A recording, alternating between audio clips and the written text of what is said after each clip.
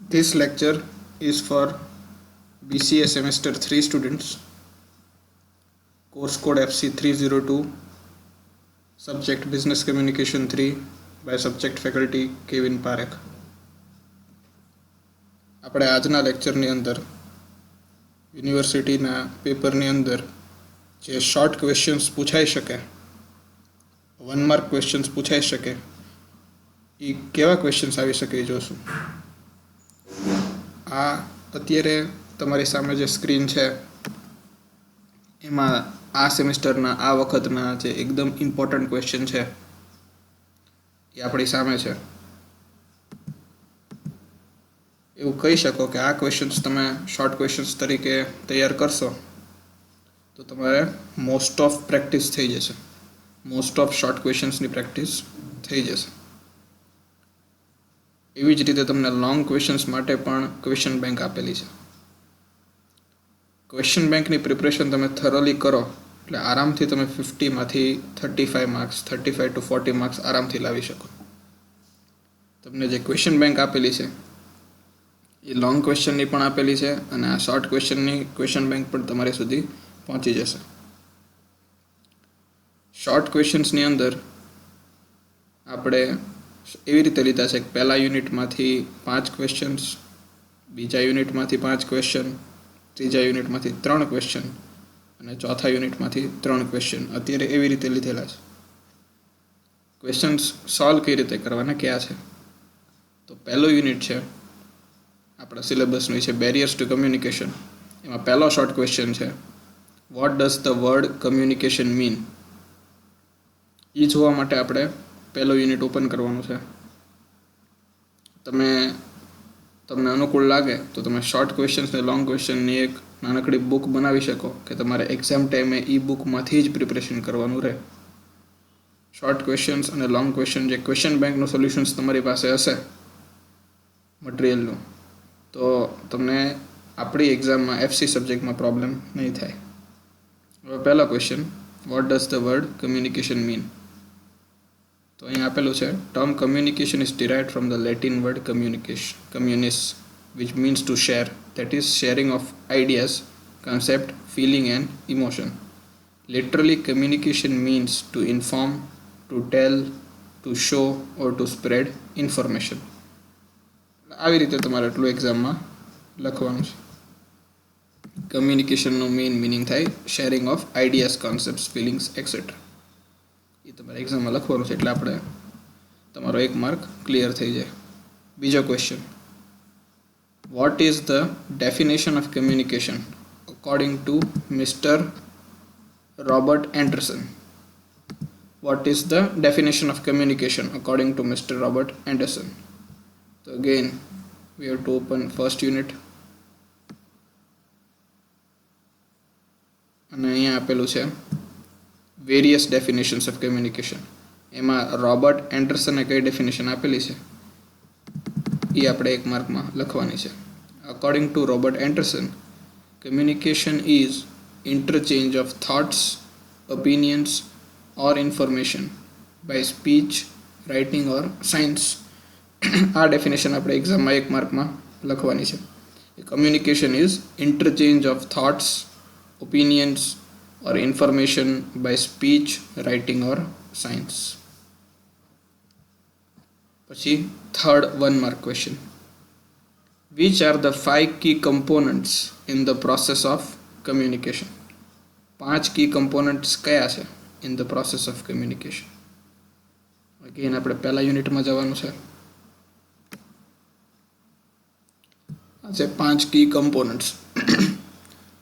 As communication is a two-way process, there is an exchange of ideas. It includes 5 key components. First, sender, encoder, speaker. Second, message. Third, medium or channels. Fourth, receiver, decoder, listener. Fifth, feedback. તો આ 5 key component આપણે એક્ઝામમાં લખવાના છે. Sender, encoder, speaker. Second, message. Third, medium or channels. Fourth, receiver, decoder or listener.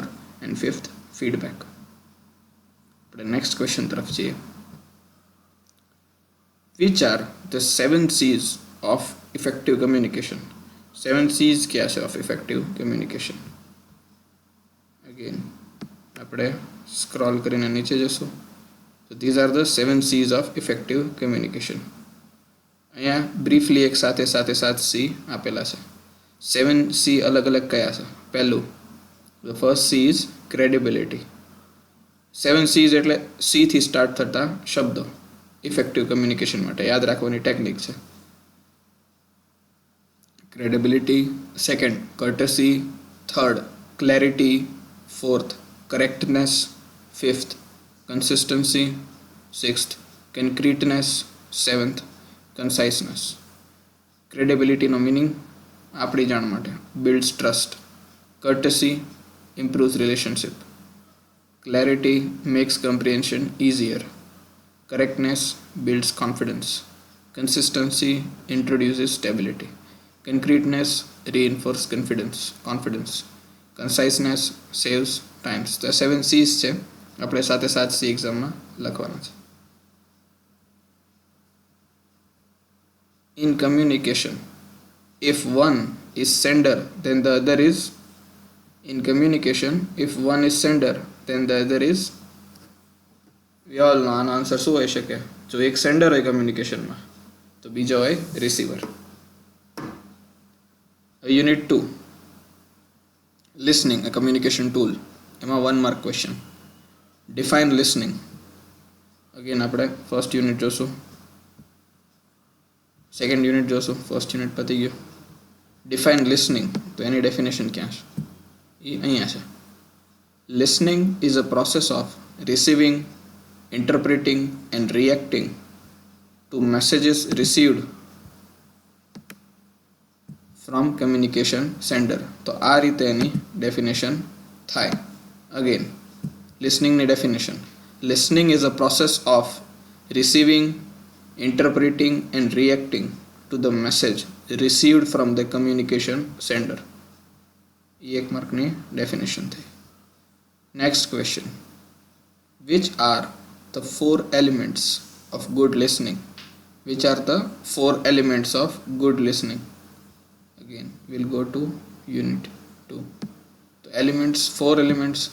There are 4 elements of good listening. અહીંયા આપેલું છે unit 2 માં. કયા કયા છે 4 elements? Attention, hearing, understanding and remembering. Attention, hearing, understanding and remembering. Attention no meaning થાય the focused perception of both visual and verbal stimuli. Hearing, the psychological or physiological act of opening the gates to your ears. Understanding, assigning meaning to the messages received. Remembering, the storing of meaningful information. તો આ 4 જે elements છે આપણે એક્ઝામમાં આટલું જ લખવાનું છે. એટેન્શન, હિયરિંગ, અન્ડરસ્ટેન્ડિંગ અને રિમેમ્બરિંગ. આ 4 શબ્દો આપણે એક્ઝામમાં લખવાના છે. What does the word sparing mean in context to listening process? એનો આન્સર અગેન અહીંયા નીચે આપેલો છે. સ્પેરિંગ શબ્દનો અર્થ શું થાય? તો આન્સરમાં આપણે લખવાનું છે, This block has you arguing and debating with people who never feel heard because you are so quick to disagree. In fact, your main focus is on finding things to disagree with. એટલે આ topic છે એ common faults of લિસનિંગની અંદર આપેલો છે કે લિસનિંગના common faults કયા હોય. અને ફોલ્ટ્સ તરીકે એક સ્પેરિંગ છે કે કોન્સ્ટન્ટલી તમે જે ભણાવતું એની સાથે આર્ગ્યુને ડિબેટ કર્યા કરો તો તમારો ફોકસ એને ડિસએગ્રી કરવામાં હોય એગ્રી થવા સાથે, અને તમારો ફોકસ હોય એની ભૂલ કાઢવામાં એની સાથે એગ્રી કરવાની જગ્યાએ. So that is this activity is called sparring, કે જ્યાં તમે કોન્સ્ટન્ટલી આર્ગ્યુ કરતા હો. Next, what does the word derailing mean in context to listening process? Derailing નો અર્થ શું થાય in context to listening process? derailing નો અર્થ અહીંયા આપેલો. derailing એટલે રેલ પરથી ઉતરી જવું. This listening blocks involves suddenly changing the subject. You derail the train of conversation when you get uncomfortable or bored with a topic.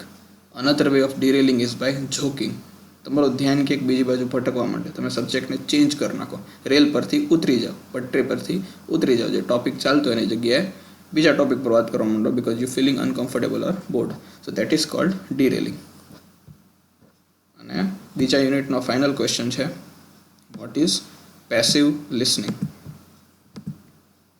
Passive listening કોને કહેવાય? તો એ આપણે અહીંયા સ્ક્રોલ કરશું, અપ્રોચીસ ટુ લિસનિંગ ટોપિકની અંદર અહીંયા આપેલો છે passive listening. Sometimes the best approach to listening is to stay out of the way and encourage the speaker to going, tell me more, really, and so on. Non-verbal clues like eye contact, attentive posture, and appropriate facial expressions are an important part of passive listening. Generally, this approach is used when there is one-to-one conversation or the speaker is giving a formal presentation. એટલે passive listening એટલે positively સાંભળવું. જેમ ક્લાસરૂમની અંદર faculty હોય, teacher હોય, lecturer હોય, એ બોલતા હોય ને આપણે પોઝિટિવલી સાંભળતા હોય.